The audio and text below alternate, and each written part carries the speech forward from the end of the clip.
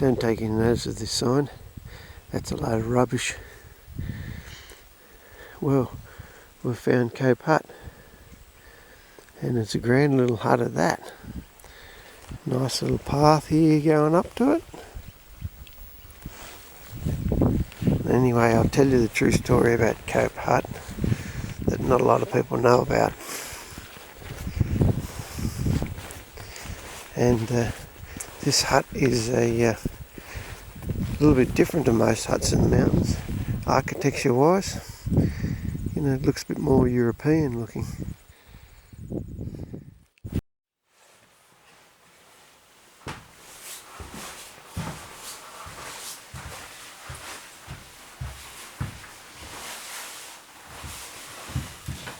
Well, we're sitting inside a Cope Hut. Great little hut. Interesting in that it's not quite the same as a lot of the huts for the New South Wales Alps.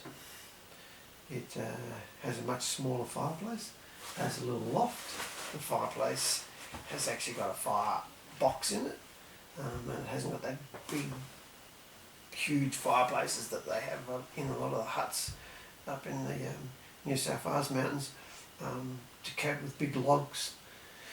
This one's smoke contained, and this hut was supposedly built, lobbied and built by the Victorian Ski Club.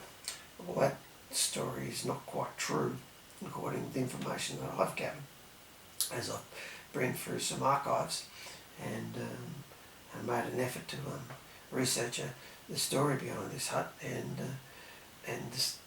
the true story about the hut is that it was built after the Second World War as a retreat for returned soldiers, and the man that was involved in lobbying the government and building this hut was a Mr. Cole, and he established this hut, and friends established this hut after the Second World War, so returned soldiers could come up here and get away from society and people, because suffering from the traumas and the experience of going through war and the battlefront, they worked out that they needed somewhere quiet to retreat to gather their thoughts and to re-establish their mental health back to a stable base, and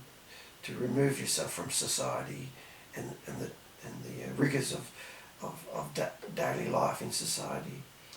It was a great plan, and it was successful. And the story behind this hut with Mr. Cole is that once he had this built, he wrote a letter to a young lady in England that he met over there during the war, which he hoped she would accept an offer that he wrote to her in the letter to be his bride. And she did accept that offer, and she came out to Australia,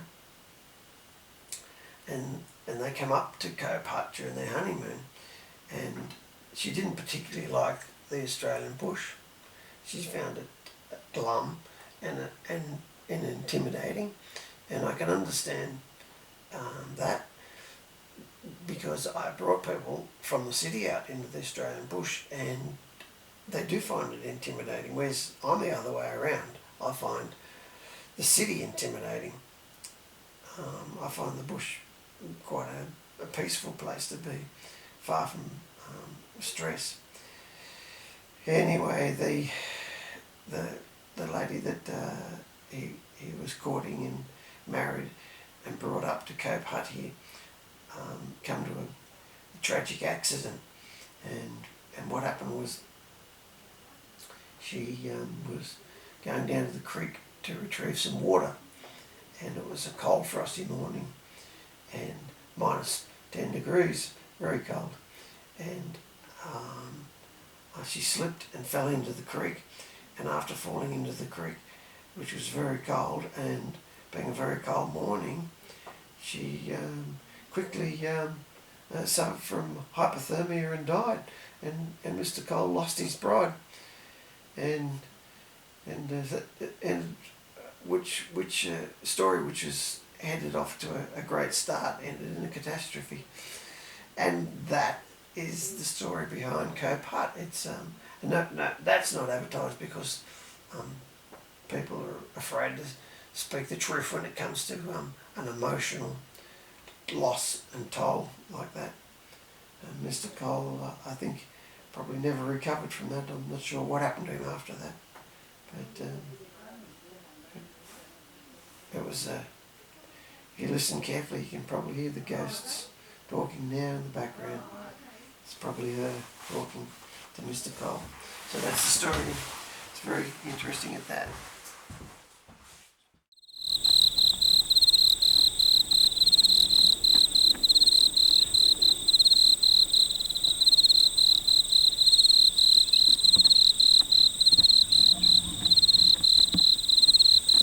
That's the track in the Wallaces hut.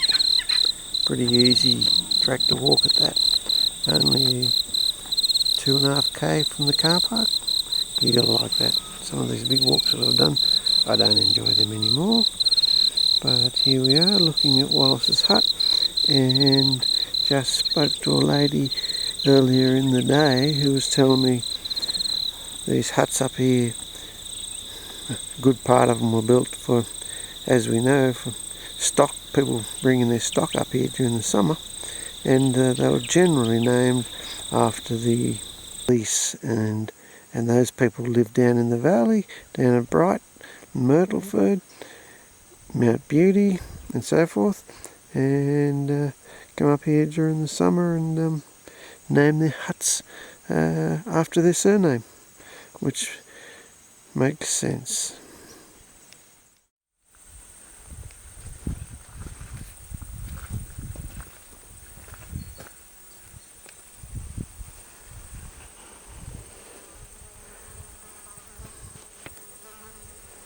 That's Wallace Hut. It's what you'd call more of a typical looking hut.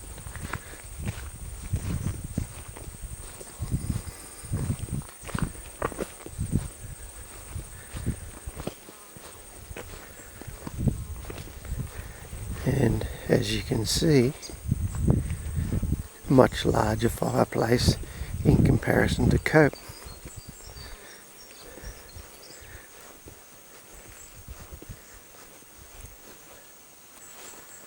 Let's go inside and have a look. Mr. Wallace is not home. Oh, neat looking door. Oh, this is the woodshed. No wonder he's not home.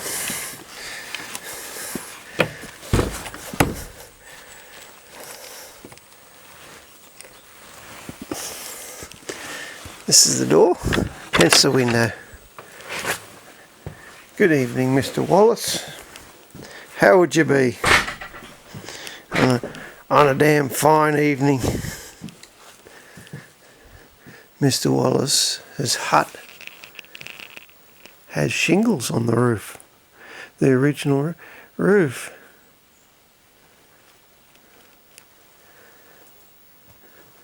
Anyway, the fireplace is meshed. It has a mesh over it to stop people from using it, save somebody burning it down. So much for a survival situation, I guess. You can always light a fire outside. But as you can see, it's a much larger fireplace. More of a traditional looking fireplace.